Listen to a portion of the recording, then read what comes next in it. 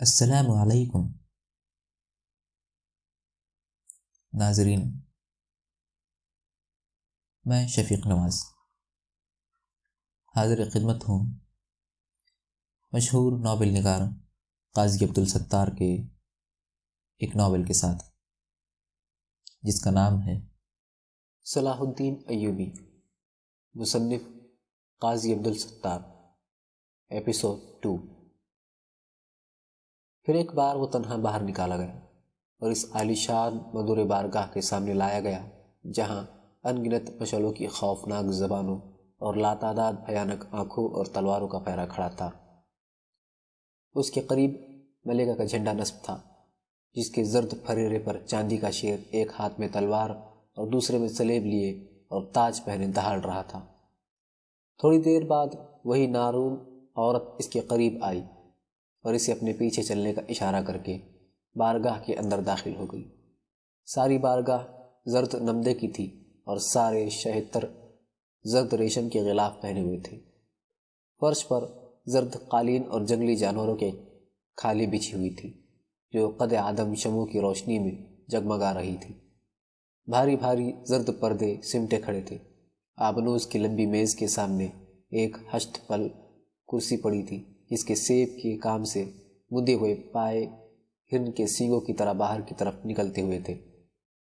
میز کی دوسری طرف اسی وضع کی مگر چھوٹی اور سادی کئی کرسیاں پڑی تھیں۔ وہ انہی کے پاس جا کر کھڑا ہو گیا۔ ایک طرف سے وہ برآمد ہوئی اور کرسی پر بیٹھ گئی، اور کرسی کے دونوں طرف خوشبودار شمعوں سے روشن جھاڑو کی ٹھنڈی سفید روشنی میں اس کے کھلے ہوئے شانوں پر ڈھیر سرخ بال اور سرخ ہو گئے تھے۔ اس نے میز پر ہاتھ رکھا، معنی کی تصویروں کی طرح نازک سفید ترشی ہوئی انگوٹھیوں سے جگمگاتی انگلیوں نے روشنی کر دی۔ نارمن عورت نے میز کے برابر رکھی ہوئی منقش تپائی پر ایک تشت رکھ دیا، جس کی سیمی انگیٹھی میں عنبر سے لگ رہا تھا۔ دوسری مسلح عورت نے اس کے لبادے کے نیچے زرہ پر لگے ہوئے خنجر کو نکال کر میز پر رکھ دیا، بلکہ جوائے مسلسل گھورے جا رہی تھی، اسی طرح بے نیاز بیٹھی رہی۔ پھر اپنی مخصوص زبان میں بولی، تم فرینچ جانتے ہو؟ نہیں، میری ماں شامی ہے۔ فرانس کی بارگاہ میں ہتھیار باندھ کر آنے والے اجنبی کی سزا جانتے ہو؟ موت۔ لیکن میں نہ تو اجنبی ہوں اور نہ آیا ہوں۔ وہ کیسے؟ میرے دادا فرانسیسی تخت و تاج کے جوشیلے خادم تھے، اور وہی خون میری رگوں میں اچھلتا ہے، اور میں یہاں تلواروں کی نوک پر لایا گیا ہوں، اور پادریوں پر حملے عیسائی نہیں کرتے جن سے بچنے کے لیے زرد اور خنجر کی ضرورت محسوس ہو۔ ملکہ نے مسکرا کر دیکھا اور وہ مطمئن ہو گیا۔ کتنی فوج ہے دمشق کے پاس؟ 1,00,000 سوار ہتھیار پہنے کھڑے ہیں، اور سلطان کے قاصد صوبوں کے گورنروں کے پاس حکم لے کر جا چکے ہیں۔ کتنی کمک اور آ سکتی ہے؟ تقریباً 1,00,000۔ ملکہ کی نظریں کچھ سوچنے لگی۔ اس کا کیا ثبوت ہے کہ تم سچ بولتے ہو؟ دمشق کی آبادی 4,00,000 ہے، اور 12 برس کے لڑکوں سے لے کر 60 برس کے بوڑھوں تک نے تلواریں پکڑی ہیں۔ شاہی لشکر اس کے علاوہ ہے۔ شہر کے عیسائیوں کی تعداد کیا ہوگی؟ 10,000 سے بھی کم۔ ملکہ دیر تک میز پر انگلیوں سے لکیریں کھینچتی رہی، پھر یک بیک نگاہ اٹھا کر اس کو دیکھا اور مضبوط مگر مدھم لہجے میں بولی، ہمارا خیال ہے کہ کم سنی کی اس رہبانیت کے مقابلے میں بادشاہوں کی خدمت رہ کر اور بڑے بڑے کام انجام دے کر مسیح کی زیادہ خوشنودی حاصل کی جا سکتی ہے۔ میں ملکہ عالم کا مطلب نہیں سمجھا۔ ہم تم کو اپنے ذاتی محافظ دستے میں شامل کر سکتے ہیں۔ اور اس کے منہ سے بے اختیاری میں نکل گیا، میں اپنی زندگی کی اس زرین سعادت پر عمر بھر فخر کرتا رہوں گا۔ اور وہ اپنے خیمے میں آ کر ساری رات پرہول آوازوں اور نعروں میں گھرا ہوا تقدیر کی اس گردش کے انجام پر سوچتا رہا۔ صبح ہوتے ہی اسے ملکہ کے خاصان بارگاہ کا لباس عطا کیا گیا۔ اس نے گھٹنوں تک زرد مخمل کی تنگ قبا اور سلیب اور سیاہ چمکدار چمڑے کے موزے، سنہری میمیز اور سمور کی چمکدار سیاہ ٹوپی پہنی۔ بالشت پر چوڑی پٹی پر چاندی کا وہ سینہ بند لگایا جس پر ملکہ فرانس کا ذاتی نشان بنا ہوا تھا۔ کمر سے وہ سیدھی لمبی تلوار باندھی جس کا قبضہ سلیب کی شکل کا تھا، بائیں شانے پر تکونی ڈھال اور داہنے کندھے پر نیزہ اٹھا لیا، اور وہی دن سے بارگاہ خاص کے دروازے پر کھڑا پہرا اور قحطان کو دلاسا دیتا رہا جو اس بے نام حراست سے عاجز آ گیا تھا۔ پھر بہار کی وہ صبح آ گئی جب شام کی ہوا برف میں نہا کر اور گلابوں کی خوشبو پہن کر نکلتی ہے اور دلوں کو شکار کرتی ہوئی چلتی ہے۔ وہ ناشتہ کر رہا تھا کہ کرنا بجنے لگا۔ اس نے دوسرے خاص برداروں کی طرح جلدی جلدی لباس تبدیل کیا اور بارگاہ خاص کی مشرقی دروازے پر جا کر کھڑا ہو گیا۔ اس کے سامنے فرانس کی سلطنت کے بہترین منتخب گھوڑے آنکھوں سے چنگاریاں برسا رہے تھے۔ کسی کے کہنے پر وہ بھی ایک گھوڑا پسند کرنے چلا۔ پہلی قطار میں ایک ابلق گھوڑا اتنے پھیلائے، دم کو چنور کیے، ساز ویراق سے آراستہ اگلے پیروں سے زمین کوچ رہا تھا۔ اس نے لپک کر اسی کے لگام اچک لی اور اچھل کر سوار ہوا اور ستون کی طرح قائم ہو گیا۔ یہ وہ گھوڑا تھا جسے بڑے بڑے مغربی شہ سوار چھوتے ڈرتے تھے۔ پھر اپنی بارگاہ کے خیموں کی پشت سے ملکہ برآمد ہوئی۔ وہ سر سے پاؤں تک سنہرے کام کا زرا بختر پہنے، خود پر یاقوت کی کلغی اور گلے میں یاقوت کی سلیب پہنے، نقرہ گھوڑے پر سوار نخریلی چال چلتی آئی اور اس کی ران کے نیچے تڑپتے گھوڑے کو دیکھ کر محظوظ ہوئی اور نارمن عورتوں اور فرانسیسی شہ سواروں کو عقب میں لے کر جبل البنان کی شکارگاہوں کی طرف چلی۔ 13 تار جنگل کے قلب میں احساس ہوا کہ ایک ایک ساتھی چھوٹ گیا ہے۔ اس نے گھوڑا ترچھا کر کے پیچھے دیکھا کہ ملکہ تو آ رہی ہے لیکن پٹڑی بگڑ گئی ہے اور رکابوں کے زاویہ خراب ہو گئے ہیں۔ چیل کے اس گھنے جنگل میں جہاں تک پہنچتے پہنچتے سورج کی کرنیں کالی ہو جاتی تھی، اس نے ملکہ کے جانور کو تھام لیا جو لگام کو ماننے سے انکار کر چکا تھا، اور اسے اپنا سہارا دے کر اتار لیا اور ایک چٹان پر زین پوش بچھا کر ملکہ کو بٹھا دیا اور خود جانوروں کو باندھنے چلا۔ وہ دونوں کوہنیوں کے سہارے نیم دراز ہو کر ہانپ رہی تھی اور وہ اس کے تمتماتے ہوئے چہرے پر لرزتے موتی گن رہا تھا۔ اگر آپ حکم دے تو میں گھوڑا اٹھا کر سواروں کو تلاش کر لاؤں۔ نہیں، ہم پیاسے ہیں۔ میں اس جنگل کے چپے چپے سے واقف ہوں۔ یہاں سے تھوڑی دور پر وہ چشمہ ہے جسے عرب جامع بہشت کہتے ہیں۔ اگر آپ سوار ہو تو… ملکہ نے گردن موڑ کر ان گھوڑوں کو دیکھا جو آگے پیچھے ہل ہل کر ہانپ رہے تھے۔ اس نے ملکہ کے گھوڑے کو چٹان کے پاس لگا دیا اور اپنا سہارا پیش کیا جو قبول کر لیا گیا۔ زین پوش اپنے گھوڑے کی گردن پر ڈال کر ملکہ کے گھوڑے کے راز پکڑ کر آہستہ آہستہ چلا۔ بھورے سرخ پتھروں کی کگاروں کے بیضوی اور قدرتی حوض میں پگھلی ہوئی ٹھنڈی چاندی کل کل کی آواز کے ساتھ بہہ رہی تھی۔ ایک اونچے پتھر کے کنارے ملکہ کو اتار کر اس نے گھوڑے باندھے اور سوچنے لگا کہ پانی کس طرح پلایا جائے۔ ملکہ اس کے ساتھ ساتھ چشمے کے اندر اتر گئی اور اس نے اپنے دونوں ہاتھ میں پانی بھر کر خود پی لیا۔ ملکہ اس کو کھڑی دیکھتی رہی۔ اس نے تیسری بار اپنے ہاتھوں میں پانی بھرا، ہاتھ اس کے سینے تک پہنچتے کہ ملکہ نے آگے جھک کر اپنے ہونٹ رکھ دیے۔ ملکہ کے ہونٹوں کے لمس نے اس کے خون میں بجلیاں بھر دی۔ وہ ہاتھوں میں پانی بھرتا رہا اور ملکہ پیتی رہی، لیکن اس طرح کہ اس کے یاقوت کے مہین خاموش ہونٹ اس کے ہاتھوں میں ہوتے اور نیلم کی بولتی آنکھیں اس کی آنکھوں میں۔ ملکہ کے متعلق پہلی بار اس کے دل میں ایک آرزو پیدا ہوئی کہ قیامت تک وہ اس چشمے کے کنارے کھڑا رہے اور قیامت تک ملکہ اسی طرح پانی پیتے رہے۔ وہ صدیوں تک اس طرح کھڑے رہتے کہ گھوڑے ہن ہنا کر اچھلنے لگے۔ ہرنوں کی چیخوں اور پرندوں کی چہچہاہٹ اور سنسناہٹ سے سارا جنگل گونج اٹھا۔ جنگل کا بادشاہ اپنے حرم سے نکلا تھا اور دہشت کا ایک ایک ذرہ اس کی پیشوائی کی آواز سے دھڑک اٹھا تھا۔ ہراسا آفتاب اس کے سینے پر ڈھلک آیا۔ ملکہ کی خود کی قلغی اس کی ٹھڈی سے لگ گئی۔ پھر اس کو ڈھونڈتی ہوئی نظروں سے دیکھا کہ تھوڑی دور پر شاہانہ چال چلتا ہوا ان کی موجودگی سے بے نیاز شیر بائیں ہاتھ کی اونچی جھاڑیوں میں غروب ہوا چاہتا ہے۔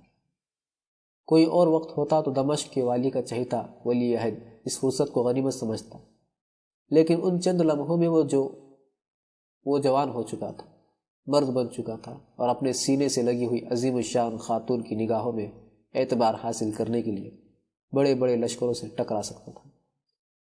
اس نے ملکہ سے الگ ہو کر پھرتی اور قوت سے شیر پر نیزہ مارا اور اسی لمحے تلوار گھسیٹ کر جپٹا۔ پہلو میں دھسا ہوا نیزہ لیے اور دھاڑتا ہوا شیر اس پر چڑھا گیا۔ ہر چند اس کے ہاتھوں میں اجنبی تلوار تھی، لیکن تلوار تھی۔ تھوڑی دیر میں شیر کا فیصلہ ہو گیا، لیکن اس طرح کہ قبا کی بائیں آستین اس کے خون سے لالہ کار ہو گئی۔ اس نے مجے ہوئے شکاریوں کی طرح پورے حواس کے ساتھ اپنی خون آلود تلوار مردہ شیر کی گردن کے بالوں سے رگڑ کر صاف کی۔ اسی لمحے اس نے دیکھا کہ ملکہ آنکھوں پر ہاتھ رکھے انگلیوں کے بیچ سے اسے دیکھ رہی ہے۔ پھر وہ تقریباً دوڑتی ہوئی آئی اور اس کا خون دیکھ کر چیخ اٹھی اور اس کے داہنے شانے پر جھول گئی۔ وہ سامنے کی چٹان پر بیٹھ گیا۔ ملکہ اسے اپنے بے پناہ جسم کا سہارا دیے ہوئے تھی۔ ملکہ کا گھوڑا راستے تڑا کر بھاگ چکا تھا۔ اس کا ابلق کھڑا تھا اور مردہ شیر کو دیکھ دیکھ کر ہنہنا رہا تھا اور پسینے میں ڈوبا ہوا اگلے پیروں کو پٹک رہا تھا اور اس کے سامنے زرد ریشم کا زین پوش پڑا تھا۔ وہ اٹھا اور دھیرے دھیرے چلتا ہوا گھوڑے کے پاس گیا، اس کی گردن پھینکی اور منہ چوما۔ پہلو میں کھڑی ہوئی ملکہ کو کنکیوں سے دیکھ کر پھر منہ چوما اور جھک کر زین پوش اٹھا لیا۔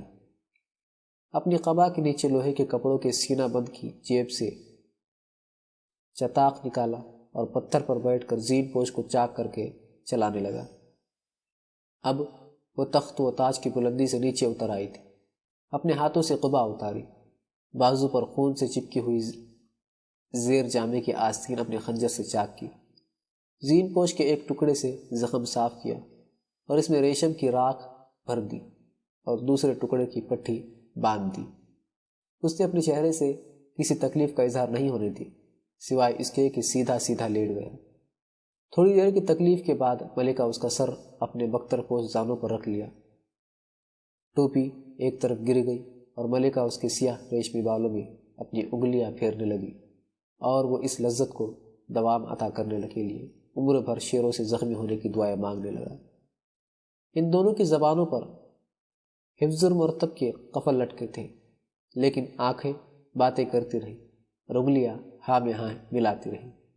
جب بھوک ناقابل برداشت ہو گئی تب وہ دونوں ایک دوسرے کا سہارا بن کر اٹھے اور دونوں ایک دوسرے سے گھوڑے پر سوار ہونے کا اصرار کرنے لگے۔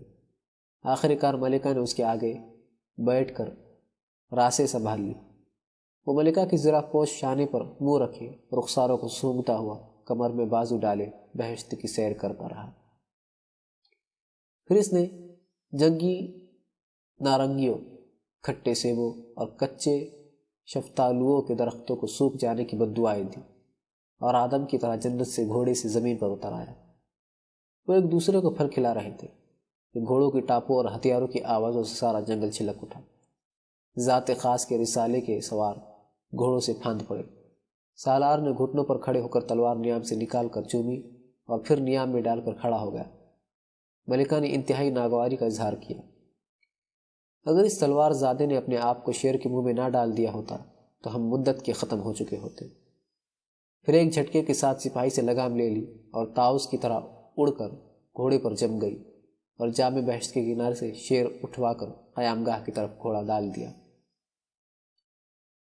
جب اس کی آنکھ کھلی تو وہ نمدے کے زرد اونچے مدور خیمے کے آبنوسی پلنگ اور مخملی بستر پر لیٹا اور مغرب کے ملائم کمبلوں میں لپٹا پڑا تھا۔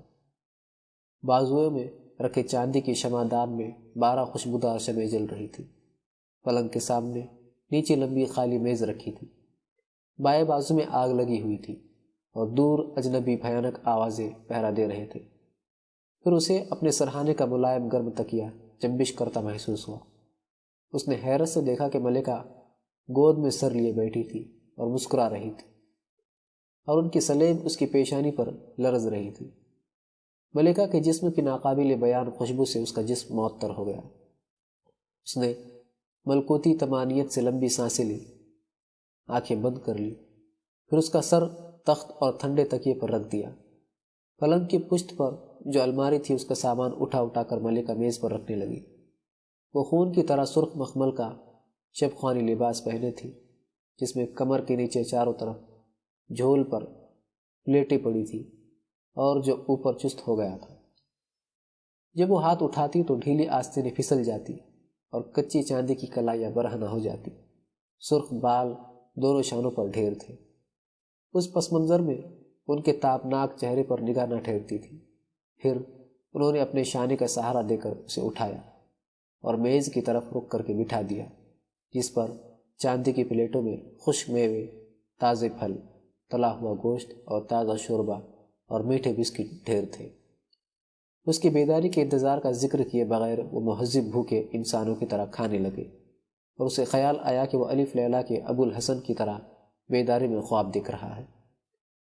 اس یقین سے اسے مسرت ہوئی کہ ایک حلیل المرتبت ملکہ اپنی نجی زندگی میں ایک عام شامی عورت کی طرح پر محبت اور خدمت گزار ہوتی ہے۔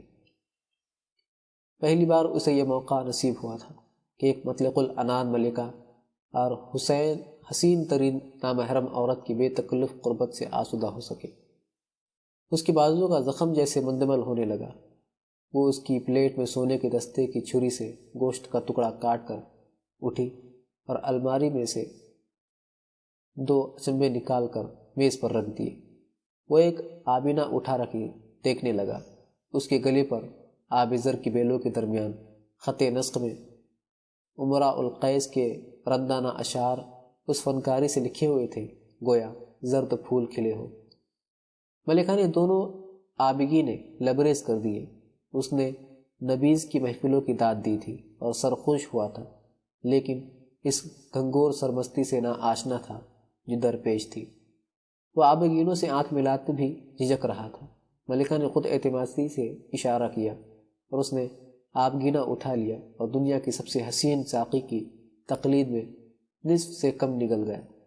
اسے محسوس ہوا جیسے گھوڑے نے سر پر ٹاپ مار دی۔ دوسرے دور میں وہ کسی حد تک انگیز کر سکا۔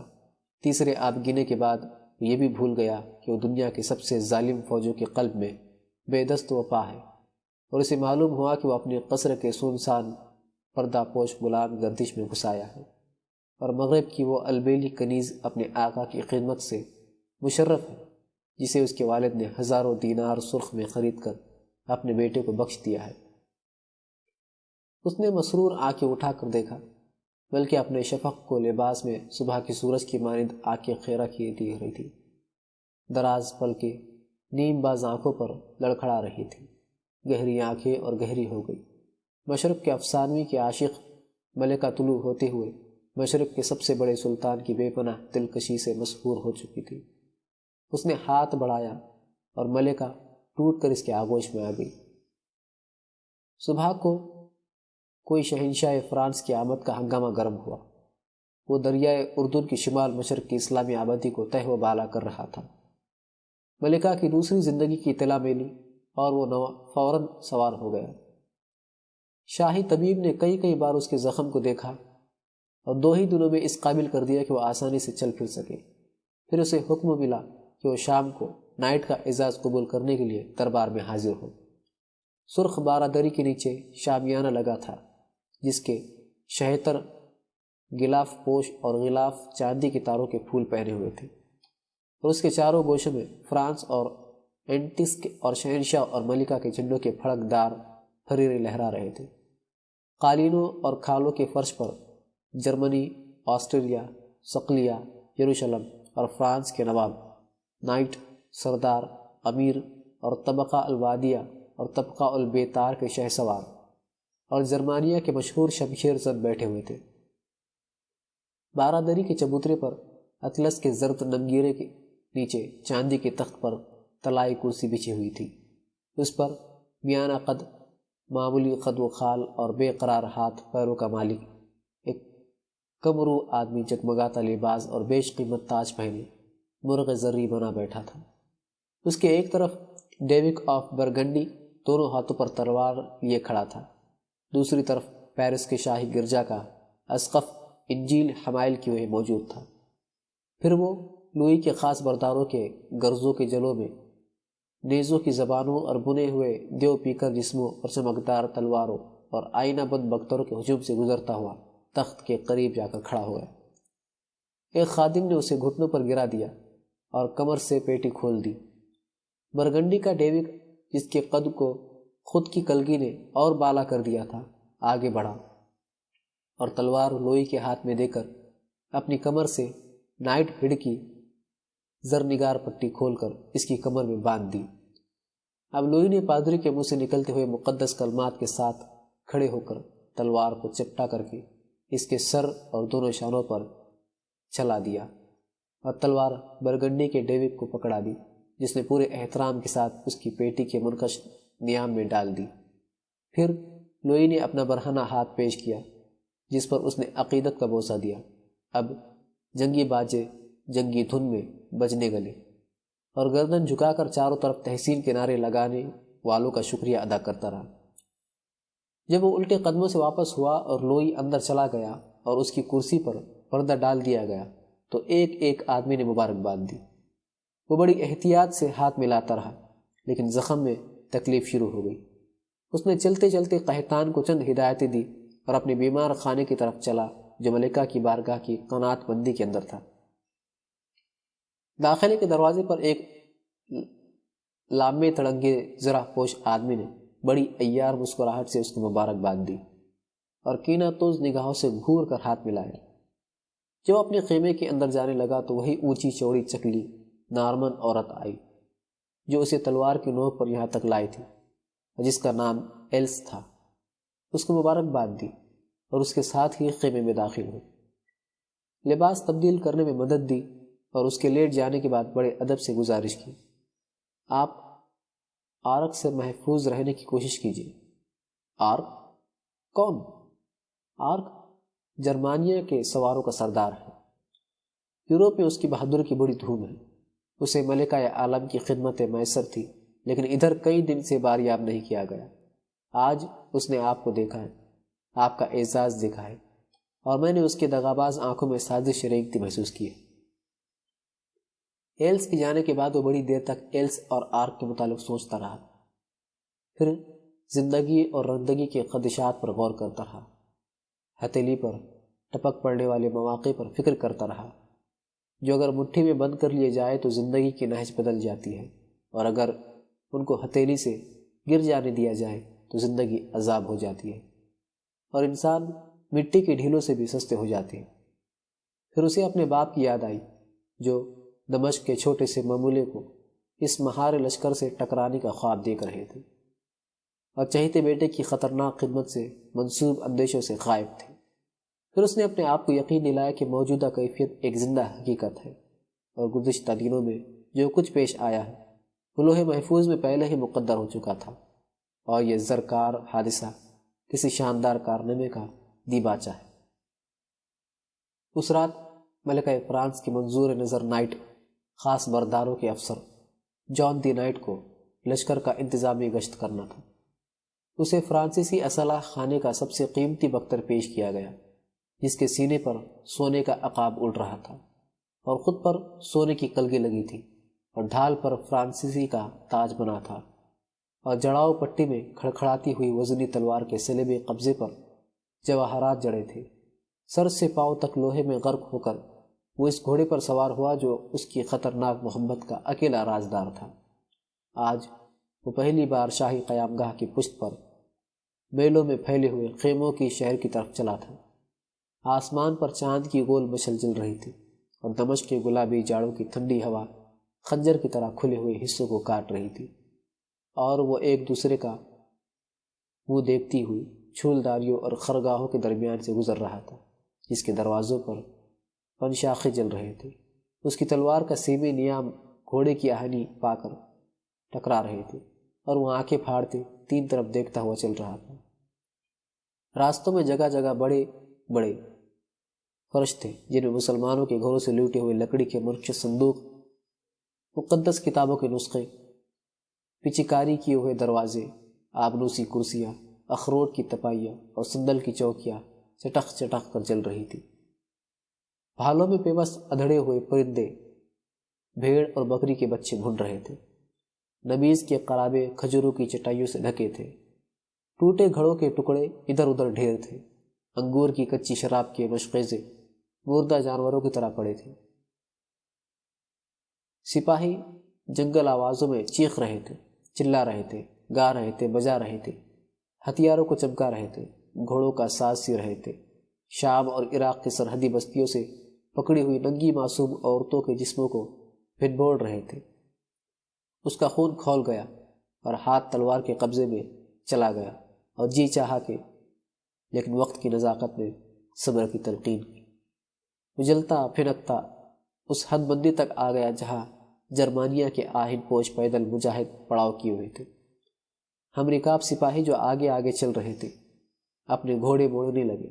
اسی وقت پہلو کے خیمے سے بوڑھی بھیانک مردانہ چیخ نے اسے جھنجھوڑ ڈالا اور وہ بلبلا اٹھا۔ دروازے پر لوہے کے ڈانڈوں والے نیزوں کی انیوں میں اڑسی ہوئی مشالیں جل رہی تھی اور سبزہ استمولی ریشمی پردہ پڑا تھا جس پر چاندی کے تاروں سے قرآن پاک کی آیتیں کڑی ہوئی تھیں اور جو شامی ابتدائی سردی کی برفیلی ہوا میں لرز رہا تھا۔ وہ ماں گھوڑے کے اندر گھس گیا۔ اندر سے کشادہ خیمے کے بیچوں بیچ شہد تیر سے ایک بوڑھا آدمی بندھا ہوا تھا جس کی سفید نیچی کھینچی داڑھی کانپ رہی تھی اور ننگے جسم کے تازہ زخموں سے خون بہہ رہا تھا، اور اس کے سامنے ایک آدمی چھوٹی سی مشل لیے پھونک ڈالنے کے انداز میں کھڑا تھا۔ ابھی وہ اس منظر کے خوف پر غالب نہیں ہو پایا تھا کہ ایک لمبے تڑنگے آدمی نے اس کے گھوڑے کی زنجیریں تھام لی۔ اس کے ایک بغل میں ایک پھول سی لڑکی فتراک کے شکار کی طرح پھڑپھڑا رہی تھی۔ اس کے گھوڑے کو ڈھکیل کر خیمے کے باہر کر دیا گیا۔ وہ بوڑھا آدمی اس طرح چیخ رہا تھا اور وہ دروازے پر کھڑا سنتا رہا۔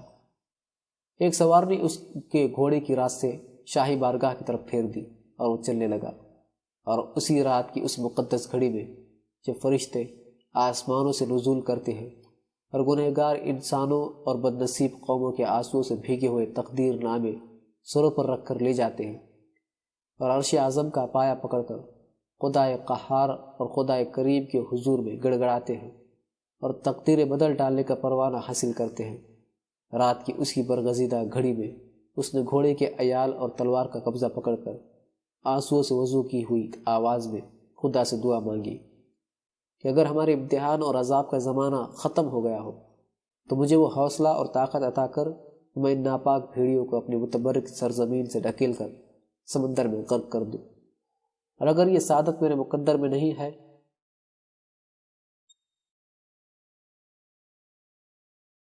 ہے تو ابھی اور اسی وقت اور اسی گھڑی مجھے موت عطا کر دے۔ میرے خیمے سے بڑی سریلی آواز آئی۔ اس نے راسی کھینچ لی اور سننے لگا۔ میرے بال مشک کے دریا کی پرشور موجیں ہیں، میری آنکھوں کے آب کنوں میں وہ شراب چھلکتی ہے جس کے لیے فرشتے آسمانوں پر عبادت کرتے ہیں۔ اگر سورج اور چاند کو ایک ساتھ دیکھنا ہو تو میرا گریبان کھولو، اور میری رفتار کا دوسرا نام ہی گردش ایام ہے۔ وہ گھوڑا بوڑھا کر کے خیمے کی جھری پر ہاتھ رکھ کر کھڑا ہو گیا۔ ولایت دمشق کے سب سے بڑے عامل فضیل کی مشہور کنیزہ مغیرہ ہوا کا لباس پہنے مشالوں کی روشنی میں تڑپ رہی تھی اور گا رہی تھی، اور لب لب کا عامل ایاز صلیبی افسروں کے کانوں سے خوشامدانہ سرگوشیاں کر رہا تھا۔ وہ ساری رات بختر کے تابوت میں دفن گھوڑے کی پیٹھ پر گڑا رہا تھا۔